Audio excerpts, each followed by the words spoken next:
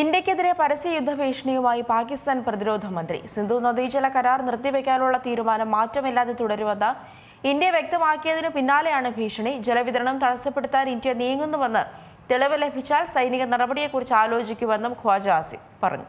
സിന്ധു നദീജല കരാർ നിർത്തിവെക്കാനുള്ള തീരുമാനം മാറ്റമില്ലാതെ തുടരുമെന്ന് ഇന്ത്യ വ്യക്തമാക്കിയതോടെ പരസ്യ യുദ്ധഭീഷണിയുമായി രംഗത്തെത്തിയിരിക്കുകയാണ് പാകിസ്ഥാൻ പ്രതിരോധ മന്ത്രി ഖ്വാജ ആസിഫ്. പാകിസ്ഥാൻ നേരിടുന്ന രൂക്ഷമായ ആഭ്യന്തര പ്രതിസന്ധികൾക്കും ജലക്ഷാമത്തിനുമിടയിലാണ് ഇന്ത്യക്കെതിരെയുള്ള കടുത്ത പരാമർശം.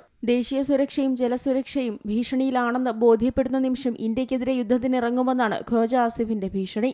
ജലവിതരണം തടസ്സപ്പെടുത്താൻ ഇന്ത്യ അസാധാരണ വേഗത്തിൽ നീങ്ങുന്നുവെന്ന് പാകിസ്ഥാന് തെളിവ് ലഭിക്കുന്ന പക്ഷം സൈനിക നടപടിയെക്കുറിച്ച് ആലോചിക്കുമെന്നും ഖ്വാജ ആസിഫ് പറഞ്ഞു. 26 പേരുടെ മരണത്തിനിടയാക്കിയ 2025 ഏപ്രിലിൽ പഹൽഗാമിൽ നടന്ന പാക് ഭീകരാക്രമണത്തിന് പിന്നാലെയാണ് 1960-ലെ സിന്ധു നദീജല കരാർ താൽക്കാലികമായി നിർത്തിവെക്കാൻ ഇന്ത്യ തീരുമാനിച്ചത്. അതിർത്തി കടന്നുള്ള ഭീകരവാദത്തിനെതിരെ പാകിസ്ഥാൻ വിശ്വസനീയവും ശക്തവുമായ നടപടികൾ സ്വീകരിക്കുന്നതുവരെ കരാർ പുനഃസ്ഥാപിക്കില്ലെന്ന നിലപാടാണ് ഇന്ത്യ സ്വീകരിച്ചത്.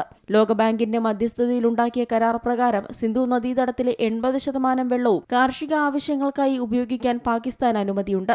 എന്നാൽ വിഭവങ്ങൾ കൈകാര്യം ചെയ്യുന്നതിലെ പാക് സർക്കാരിന്റെ കടുത്ത പരാജയമാണ് നിലവിലെ ജലക്ഷാമത്തിന് കാരണമെന്ന് വിദഗ്ധർ ചൂണ്ടിക്കാട്ടുന്നു.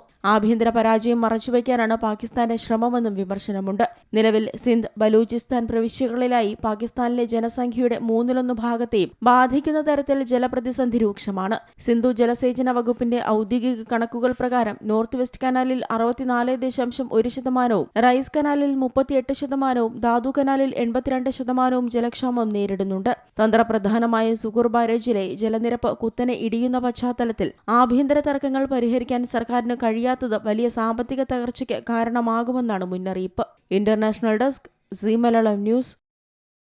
ഏറ്റവും പുതിയ വാർത്തകളും വിശേഷങ്ങളും വിരൽത്തുമ്പിലറിയാൻ സീ മലയാളം ന്യൂസ് എല്ലാ ഡിജിറ്റൽ പ്ലാറ്റ്ഫോമുകളിലും ലഭ്യം.